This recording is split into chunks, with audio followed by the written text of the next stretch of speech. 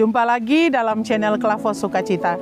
Saat ini kita hendak membaca firman Tuhan, tetapi sebelumnya mari kita satu dalam doa, kita berdoa.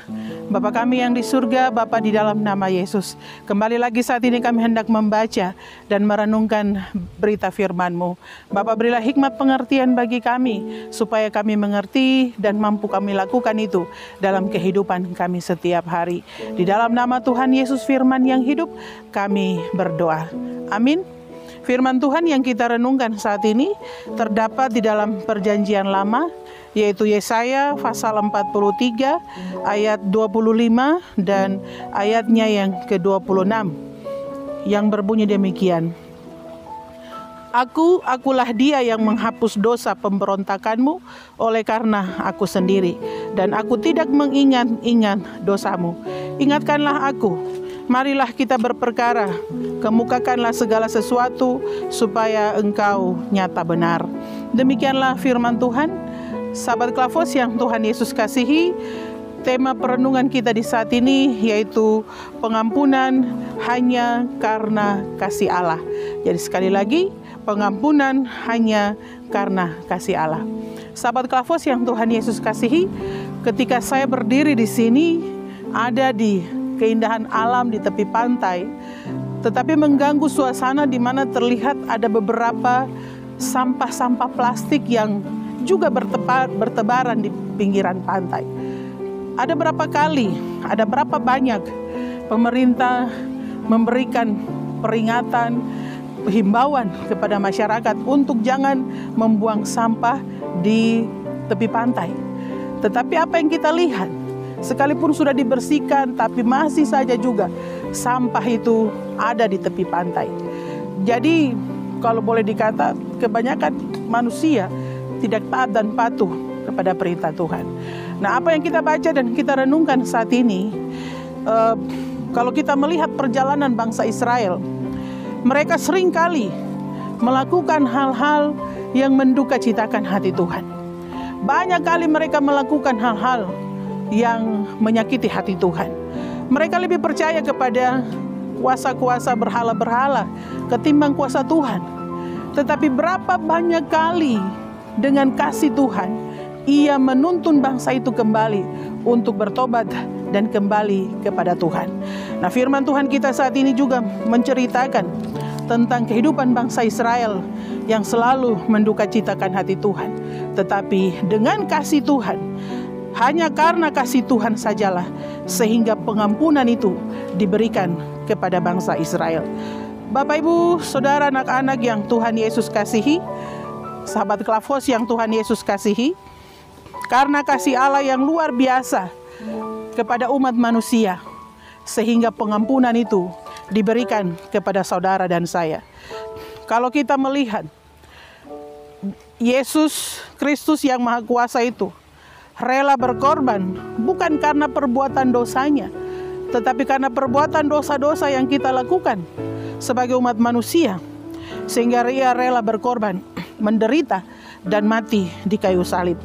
Yesus karena kasih Allah yang begitu besar kepada umat manusia, sehingga pengampunan sekali lagi itu diberikan kepada umat manusia. Jadi saudara-saudara yang Tuhan Yesus kasihi, karena kasih Allah sajalah sehingga saudara dan saya diampuni. Oleh karena itu menjalani hari-hari hidup ini, mari kita selalu mengingat kasih Tuhan dalam hidup kita, sehingga kita akan jauh dari dosa.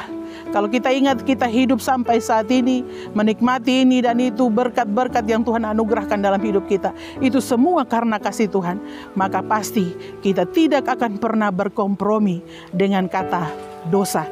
Dan kita akan selalu berusaha untuk menjauh dari dosa itu.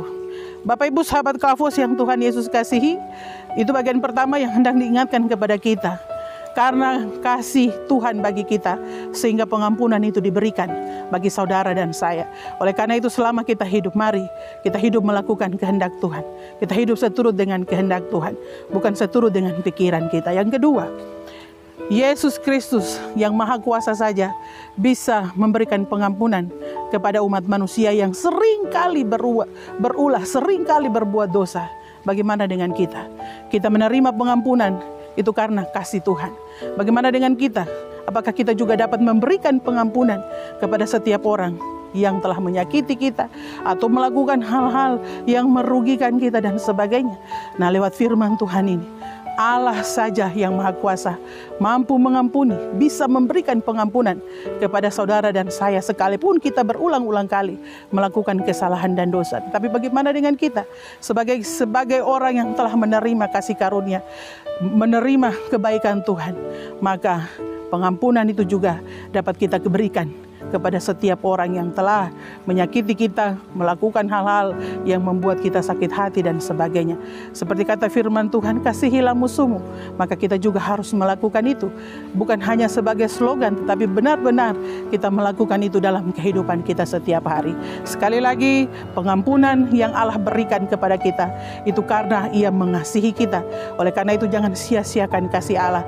Jangan kita menganggap hari ini Tuhan mengampuni, besok kita lakukan lagi, Tuhan mengampuni lalu kita lakukan dosa lagi. Tidaklah seperti itu.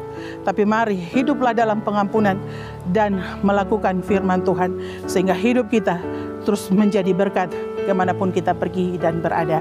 Sekali lagi diingatkan firman Tuhan kepada kita, pengampunan yang kita terima, yang kita peroleh saat ini, itu karena Allah begitu mengasihi umat manusia. Oleh karena itu janganlah sia-siakan kasih Tuhan dalam hidup kita. Amin. Mari kita berdoa. Terima kasih Tuhan, lewat firman Tuhan di saat ini kami boleh diajarkan bagaimana mengerti bahwa pengampunan yang Allah berikan kepada kami itu karena kasih karunia Allah. Itu karena Allah mengasihi kami manusia. Oleh karena itu pun kami tidak boleh menyia-nyiakan kasih Allah dalam kehidupan kami.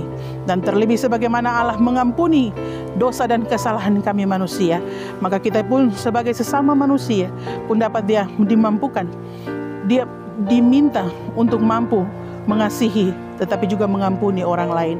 Bapa, tolong kami agar kami dapat melakukan firman Tuhan itu dalam kehidupan kami. Bapa kami yang di surga, berkatilah semua kami.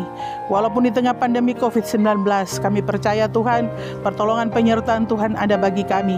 Oleh karena itu kami mau hidup seturut dengan kehendak Bapa di surga. Dan pakailah kami untuk hormat dan kemuliaan nama-Mu. Diberkatilah semua orang yang saat ini tergabung dalam channel Klavos Sukacita. Biarlah damai sejahtera Tuhan selalu ada melingkupi hari-hari hidup kami, hari ini dan seterusnya. Bagi kru Klavos Sukacita, Tuhan berkati mereka dengan setiap bidang yang mereka tekuni. Editor, kameramen dan sebagainya Tuhan. Para pelayan Tuhan berkati, agar lewat channel Klavos Sukacita ini nama Tuhan semakin dipuji dan dimuliakan. Di dalam nama Tuhan Yesus kami berdoa dan mengucap syukur. Haleluya. Amin. Terima kasih. Shalom. Tuhan Yesus memberkati.